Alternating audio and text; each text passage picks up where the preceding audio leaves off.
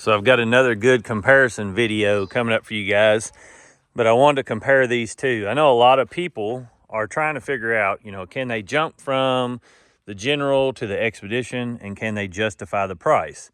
Just looking at them on paper, especially if you're not looking at the Northstar model, there's very, very few differences as far as wheel travel and things of that nature. So today we're going to go over them completely and give you some pretty detailed specs and, why you may choose one over the other one. The obvious first thing we'll start out with is this is a Northstar edition xpedition. So this is a top of the line unit.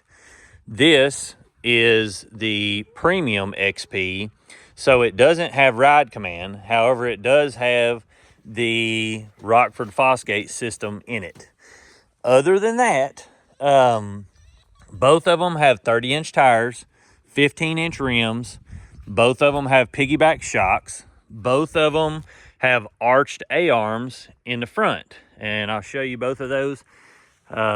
They are super similar in how they're set up. The sway bar has been disconnected on this one. This still has the sway bar connected.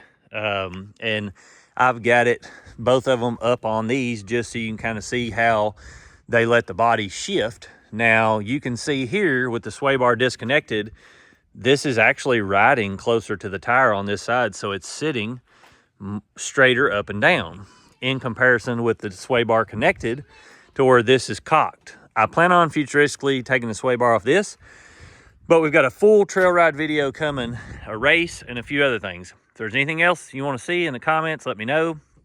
But let's start going over these.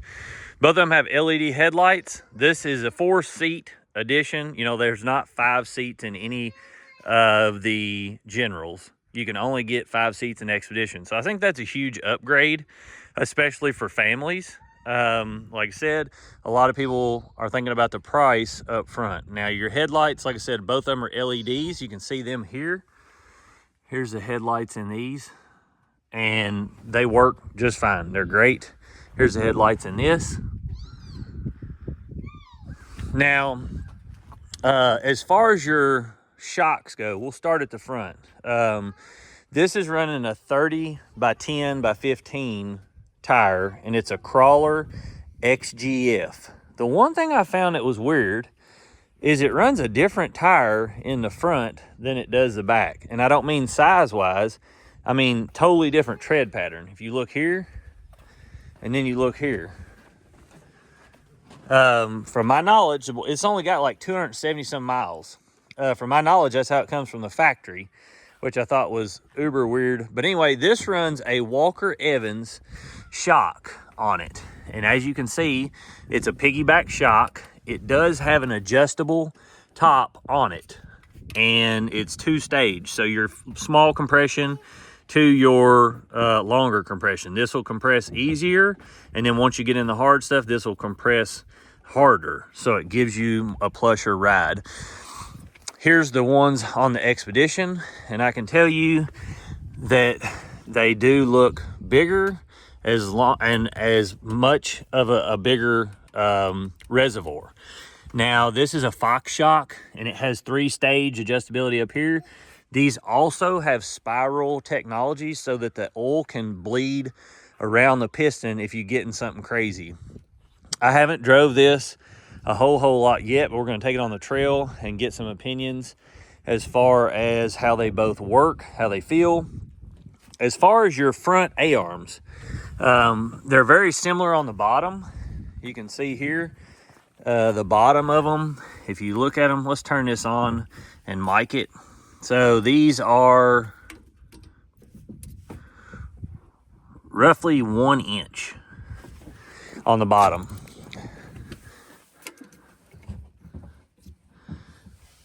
They're almost identical on the bottom. Now the top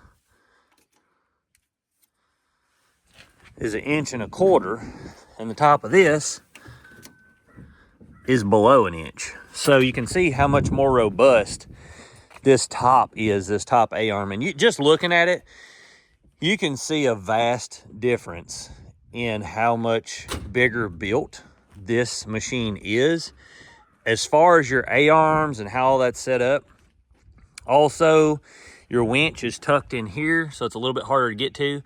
This is a 4-lug hub style. Now you can see the brakes on it here, and I'll show you the brakes over here. I mean, as far as just looking at them, I can tell that they're very similar, but I mean, to me, they look almost identical as far as just glance. This has a drilled rotor where this does not. Let's see what else. Axle size looks similar, but let's measure it and see. 0.7. So they're almost identical. I don't know if that's, I mean, it measured a little bit littler as far as size. As far as your travel numbers, I'll post those up in the video. This is 100 horsepower. This is 114. So we'll see if one's faster than the other. This weighs roughly 1,950 to 2,000 pounds. This weighs about 2,600 pounds, maybe a hairline more. And the reason for that is you've got all this glass and everything that's in the top, whereas this is a completely open cab. Now, if we go to the rear, you'll see it has arched A-arms in the rear right here that are pretty thick. So let's see. The one thing I noticed about the Xpedition, the rear is boxed, and it looks a whole lot tougher. It's more robust looking than what this is, and it's, like I said, it's boxed. I'll show you here. We're not even going to do a measurement size because these are way bigger. I mean, it's not even comparable. And your hitch, how it's made on, I mean, this back part, if you bent something in here, you would have to really be trying to do something major crazy. I mean, this is super beefy and super boxed. It's way more robust than any of the previous machines. The rear shocks on the Xpedition are a whole lot longer also. You've got a lot more spring area in there.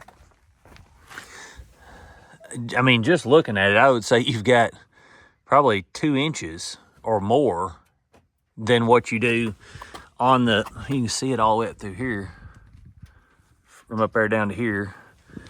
And this is here, and your reservoir's bigger over there too. I mean, this is a very big shock. And like I said, we'll kind of get, me and my wife both will drive it and see. As far as your interior and your bed size, the Xpedition bed is bigger. Neither one of them are huge, but this bed is smaller and cannot have as much in it. This over here is more squared off, and it's a little bit wider looking. I mean, they're very similar. As far as framing and things like that, you know, this is all the stuff running through here, the beams, the bars. Like I said, if you look at this,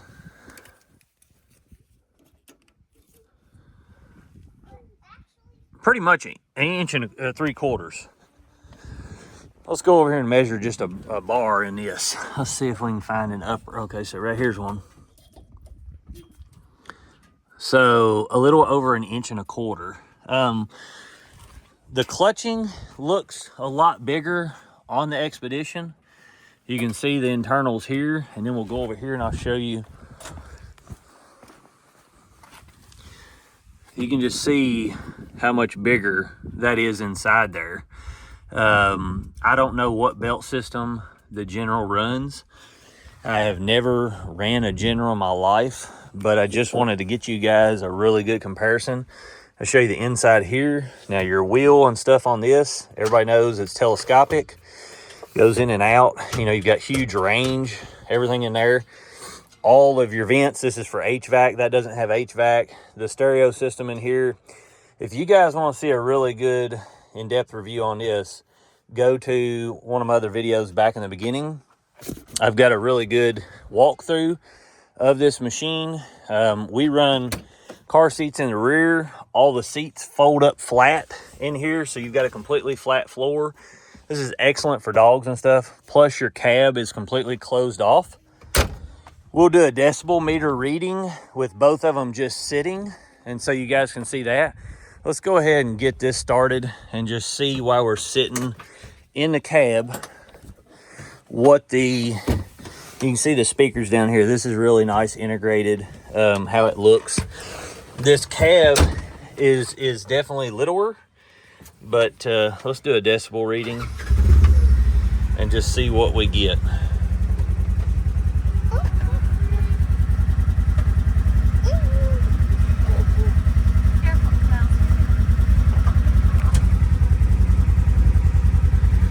So at idle, roughly 62 is what we've got inside here. And I do think by listening to it that, of course, this is a Gen 2 ProStar motor. That's a Gen 1 ProStar motor, hence the difference in the horsepower. And you would think that this cab being closed off would be a whole lot quieter. So let's see if it's any quieter. Let's shut the doors, shut the window.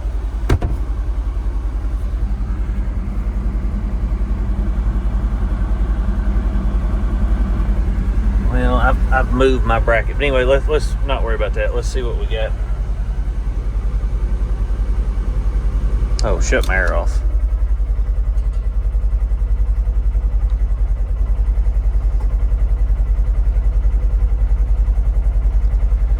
So at idle, we're roughly 2 to 3 decibel quieter inside of the xpedition than you are the General XP.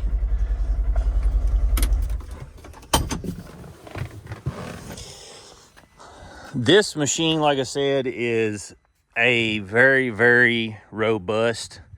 When Polaris was making this, I mean, this right here is what everybody wanted, but they wanted a cab system and something that they could throw their whole family in, turn the air on and rock and roll, but still be a lot sportier than a Ranger or a Defender. What everybody was doing was buying these, putting heaters in them, putting cabs on them. You know, they spent a bunch of money trying to get it to what this is basically now. Or they would buy a Defender or a Ranger that was a Northstar, and then they would put shocks, A-arms, tires, wheels, all kinds of stuff in there. What's your general thoughts just seeing them, Laura? You said you love the paint on this. I do too. This paint is absolutely balling. Like you see that flake in there? It's got so much pearl paint, and it's dusty right now. But when it's cleaned up, that sparkle is excellent. But what was your initial thoughts? I like the body of it. You like the body of it? I do. It looks tough. It does look tough, don't it? I love the paint. The seats. I really like the seats too. The seats? What do you like about it, Wells? I like about it is it has this extra seat right here. Sit in that seat and then sit in this seat and see which one you think feels better. And that way you can get an idea and kind of cushy around in it. Well, tell them what you like. I like this extra seat right here. Yeah, if you guys are looking, they put this seat, but it does remove your console. But someone else can sit in it, so it makes it a 5-seater. Now, you could do it in the rear also, and that's, you know, this has a console front and rear, and your cup holders here. So, like I said, this is a 4-seater, whereas that's a 5-seater, and I'll show you in the rear here. So, you know, you got 5 seats instead of 4. I know sitting in them, you can see out of this a whole lot better than you can this. And where your arm rests, it feels like you can just look out of your side while you're driving.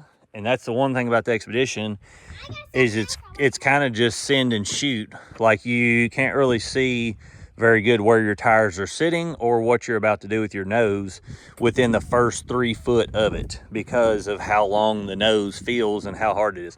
What do you think about the seats? Those are much more comfy. These are really?